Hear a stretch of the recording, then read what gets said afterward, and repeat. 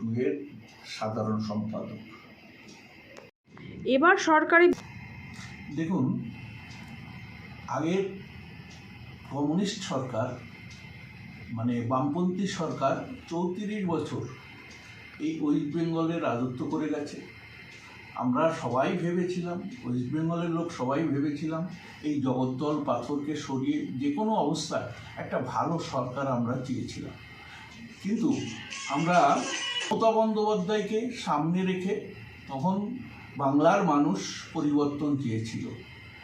মমতা বন্দ্যোপাধ্যায়কে আমরা সরকারে নিয়ে এসেছিলাম, কিন্তু আমরা দেখলাম কি যে এর থেকে যারা বামপন্থীরা ছিল তার থেকে আরও খারাপ, আরও জঘন্য, এবং যত ক্রাইম, যে কোনো দপ্তরে আপনি যাবেন, যে কোনো ডিপার্টমেন্টে আপনি হাত দেবেন, একেবারে সেখানে কি বলবো, দুর্নীতির আঁকড়া করে দিয়েছে। আপনি শিক্ষায় যাবেন, খাদ্যে যাবেন, স্বাস্থ্যে যাবেন, যে কোনো দপ্তরে আপনি যাবেন, প্রত্যেকটা দপ্তরে একদম দুর্নীতির খাবলা।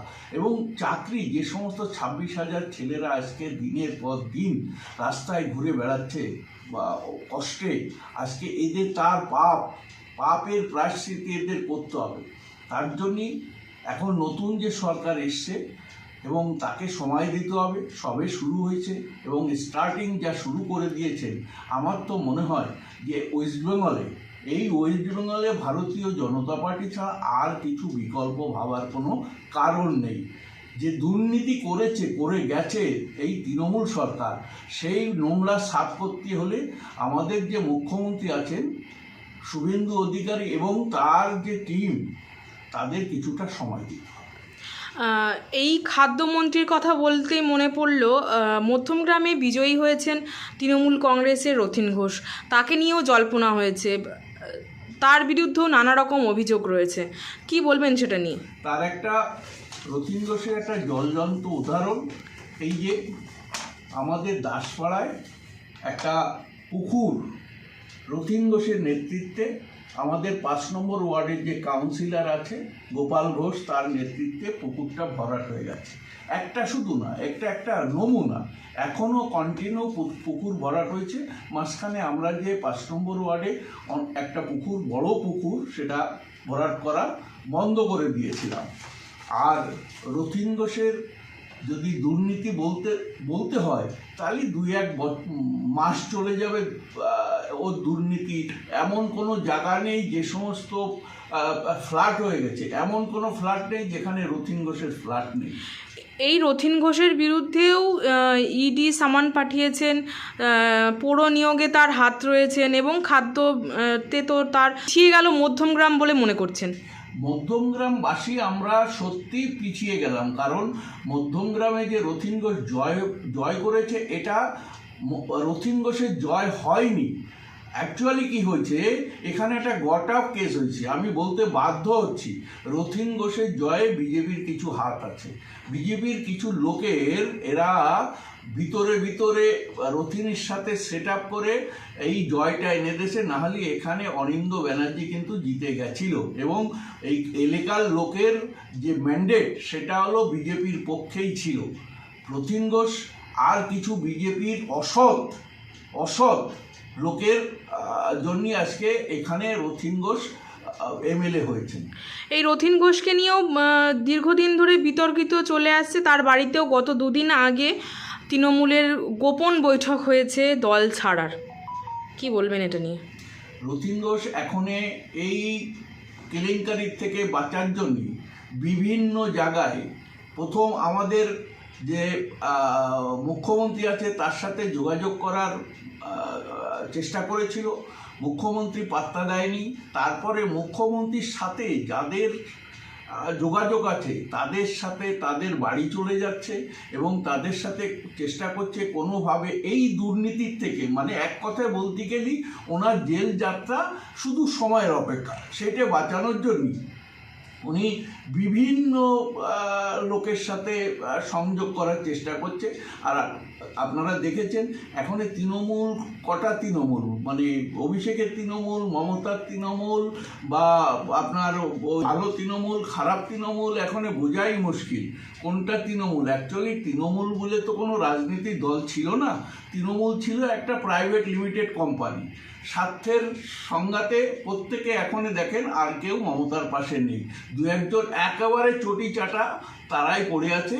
আজকে আপনি দেখেন বলিউডের ওই টালিগঞ্জের যে সমস্ত নায়িকা নায়করা, তাদের আর দেখা যাচ্ছে না মমতার বাড়ি বা মমতার আশেপাশে।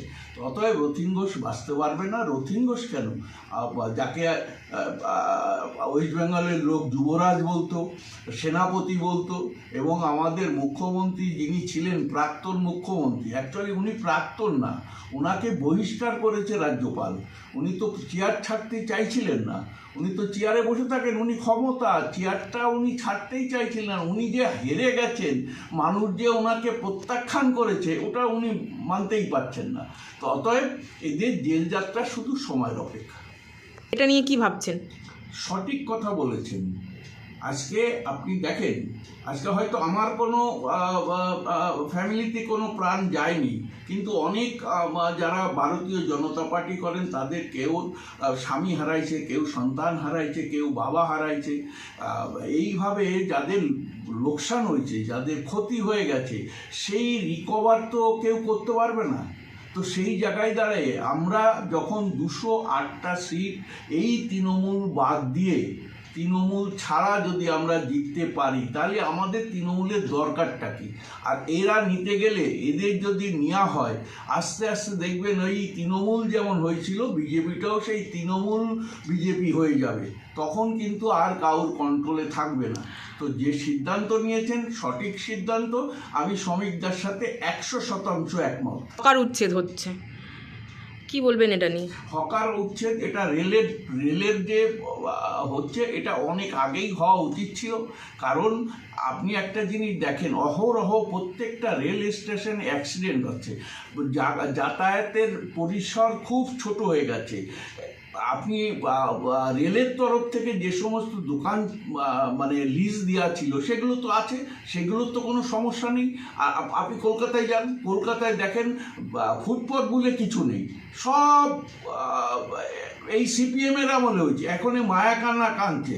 এখন আপনারা দেখেছেন সেদিনকে সুজন ভট্টাচার্য, মানে উনি মায়া কান্না কাঁদছেন, বলছে 30 বছর ধরে বসে আছে, 40 বছর ধরে বসে আছে।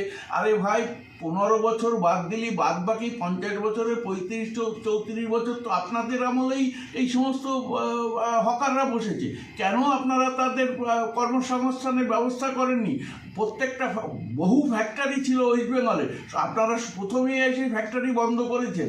মানছি না, মানবো না, মালিকের কালো হাত ভেঙে দাও, গুড়িয়ে দাও, এই তো ছিল আপনাদের আওয়াজ।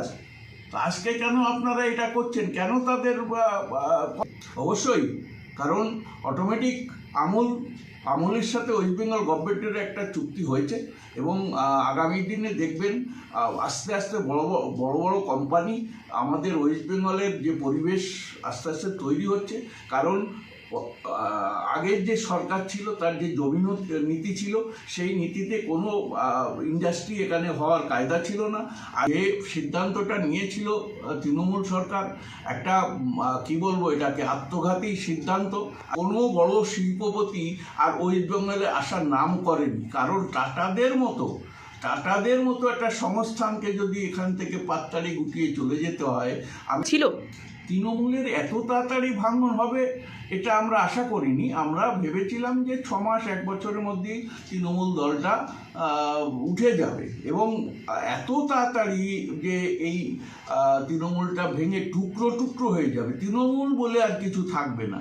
আদি তৃণমূল, নব্য তৃণমূল, তৃণমূল, ও তৃণমূল।